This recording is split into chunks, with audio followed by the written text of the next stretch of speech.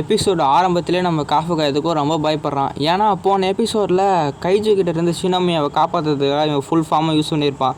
அதனால் இந்த கைஜுவாக இருக்கும்போது யாராவது நம்மளை பார்த்துருப்பாங்களோ, ஏதாவது பிரச்சனை வந்துருமோ நினச்சி இவன் ரொம்ப பயப்படுறான் காஃபுகா.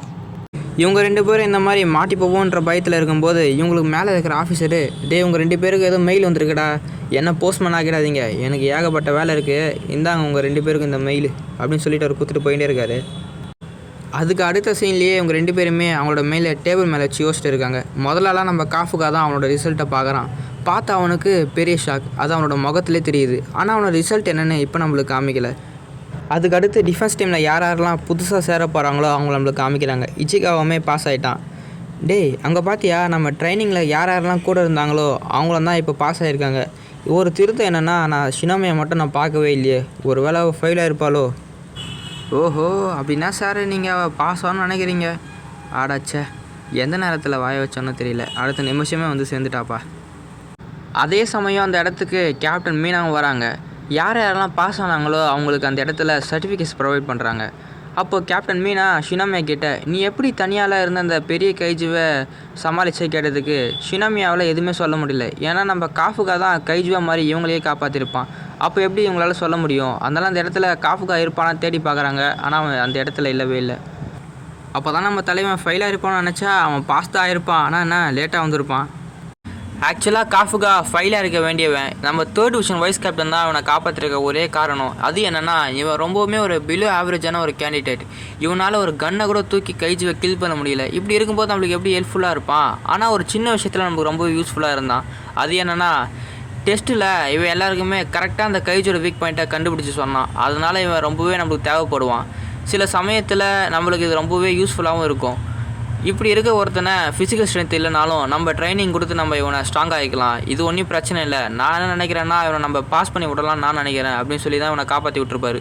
இங்கே எல்லாருக்குமே கேப்டன் மீனா மோட்டிவேஷனாக ஸ்பீச் கொடுத்துட்டு இருப்பாங்க. அப்போது நம்ம காஃபுகா எமோஷனல் ஆகி, மீனா என்னன்னாலுமே பரவாயில்ல, நான் எப்போவுமே உனக்காக தான் நிற்பேன் மீனா அப்படின்னு சொல்லி கேப்டன் மீனாவே இவன் பேர் சொல்லி கூப்பிட்டான். அதனால் எல்லாருமே ஆச்சரியப்படுறாங்க. யார் இவன், நம்ம கேப்டனே இந்த மாதிரி பேர் சொல்லி கூப்பிட்டானா அப்படி சொல்லி எல்லாருமே நினைக்கிறாங்க. காஃபுகா, என்னதான் இருந்தாலுமே ஒரு சுப்பீரியர் ஆஃபீஸரை நீங்கள் இந்த மாதிரி பேர் சொல்லி கூப்பிட்றக்கூடாது. அதனால் உடனே இந்த இடத்துலையே 100 புஷ்அப் எடுங்க அப்படி சொல்கிறாங்க. என்னது 100 புஷ்அப்பா? ஒன்று எடுக்கவே பெரிய கஷ்டம். பாட்டி 100 புஷ்அப் எடுக்க சொல்லிட்டாலே. இவனும் கஷ்டப்பட்டு ஒன்று ஒன்றா எடுத்துகிட்டு இருக்கான். நம்ம வைஸ் கேப்டனும் ரொம்ப பாவமாக இருக்கியா ஒன்றை பார்த்து அப்படின்னு நினைக்கிறாரு. இச்சிகாவா, காஃபுகா, அப்புறம் ஷினோமியா, இவங்க 3 பேருமே தனியாக ஹோட்டலில் இருந்து பேசிகிட்டு இருக்காங்க. காஃபுகா, நான் சொல்கிறத நல்லா கேளு. நீ என்னை காப்பாற்றிட்ட ஒரு தடவை, அதனால அவனை சும்மா விட்றேன்.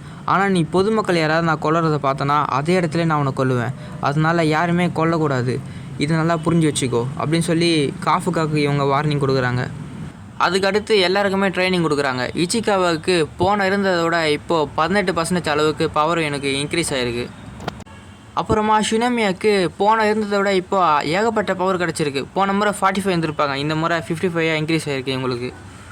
சரி, நம்ம ஹீரோ என்ன பண்ணுறான்னு பார்த்தா அவனுக்கு 0.0 இப்போ தான் 1% அதிகமாகிருக்கு. அதுக்கே இவன் ரொம்ப பெருமைப்படுறான். அப்போது ஈவினிங் டைமில் எல்லாருமே குளிச்சுட்டு இருக்கும்போது நம்ம காஃபுகா, கேப்டன் மீனானோட சைல்ட்ஹுட் ஃப்ரெண்டு தான் அப்படி சொல்லியிருப்பான். அதை கேட்டு எல்லாருமே, என்னது கேப்டனு உன்னோட ஃப்ரெண்டா அப்படின்னு சொல்லி சீரியஸ் ஆகிடுறாங்க. அப்புறமா எல்லாருமே வந்து மயக்கம் போட்டு கீழே விழுந்து போய் கிடக்கானுங்க. ஏன்னா இவன் கதையை கேட்டதுனால ரொம்ப நேரமாக அந்த பாட் டப்லேயே இருந்ததுனால அந்த சுடுதண்ணிலே இவங்க வெந்து போயிருப்பானுங்க. அதனால தான் அப்படி கீழே விழுந்து போயிருக்கானுங்க. அதுக்கப்புறம் வழக்கம் போல் எல்லாருக்குமே நெக்ஸ்ட் டைம் மார்னிங் பயங்கரமான ட்ரைனிங் கொடுக்க ஆரம்பிக்கிறாங்க. அந்த நாள் நைட்டுமே ஆகிடுது. எல்லாருமே தூங்கிட்டு இருக்கும்போது நம்ம காஃபுகா மட்டும் தூங்காமல் கஷ்டப்பட்டு படிச்சுட்டு இருக்கான். என்ன காஃபுகா, கேப்டன் மீனா பற்றி அப்படி பேசிகிட்டு இருந்த போல்? ஓ, வைஸ் கேப்டன் நீங்களா? உங்களுக்கு எப்படி அந்த விஷயம் தெரியும்? அது எப்படின்னா, இந்த இடம் ஃபுல்லாமே நாங்கள் ரெக்கார்டர் வச்சுருக்கோம், அதனால் நீ எது பேசினாலுமே எங்களுக்கு தெரிஞ்சிடும் தம்பி. சரி, படிச்சுட்டு இருக்க போல் இன்னும் 2 மணி நேரம் எக்ஸ்ட்ரா வேணா கூட எடுத்துக்கோ. ஆனால் போகும்போது இந்த ரூமை மூடிட்டு அப்புறம் லைட் ஆஃப் பண்ணிட்டு போயிடு. அப்புறம் ஒரு முக்கியமான விஷயத்த சொல்ல மறந்துட்டேன். எந்த நேரம் வேணாலும் ஆபத்து வரலாம், அதை நீ தான் ஃபேஸ் பண்ண ரெடியாக இருக்கணும் காஃபுகா, புரிஞ்சுதா அப்படின்னு இவர் சொல்கிறாரு. இவர் இந்த மாதிரி சொல்லி முடிக்கவும் இந்த மொத்த பில்டிங் ஃபுல்லாமே அலாரம் அடிக்க ஆரம்பிக்குது. தயாராக இரு காஃபுகா, இதுதான் உன்னோட முதல் மிஷன். சரி, ஓகே காய்ஸ், இதோட இந்த எபிசோட் முடியுது. சப்ஸ்கிரைப் பண்ணாலும் சப்ஸ்கிரைப் பண்ணிவிடுங்க, லைக் பண்ணாலும் லைக் பண்ணிவிடுங்க காய்ஸ். இதோட உங்களை அடுத்த எபிசோடில் பார்க்குறேன். அது வரைக்கும் பாய்.